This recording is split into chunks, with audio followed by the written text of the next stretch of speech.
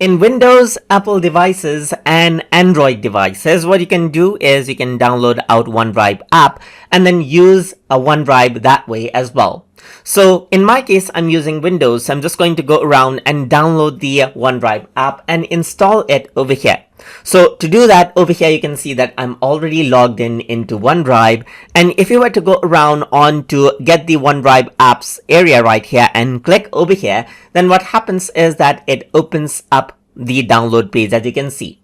If you're using Windows, then by default OneDrive should be already installed if you're using Windows 10 or above. But if you don't have it installed, then you can go around onto this page right here and click on the download button. In my case, I'm using Windows and I have uninstalled OneDrive that comes by default to demonstrate this exactly.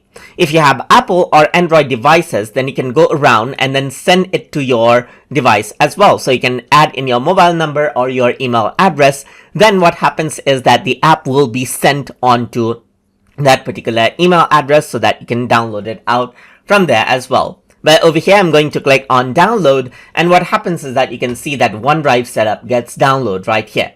So now once you open it out right here, the installer pops up. So you can see that it is loading right here as I click on it, and there is this OneDrive installer. I'm closing the browser, and you can see that as I click on it, the OneDrive gets installed onto your computer. And that's it. So now the next step would be to set it up, and that is what we're going to focus on the next video. So that is how you can download and install the OneDrive app inside of Microsoft Windows. So I hope you guys learned something as always. And as always, please like, comment, share, and subscribe.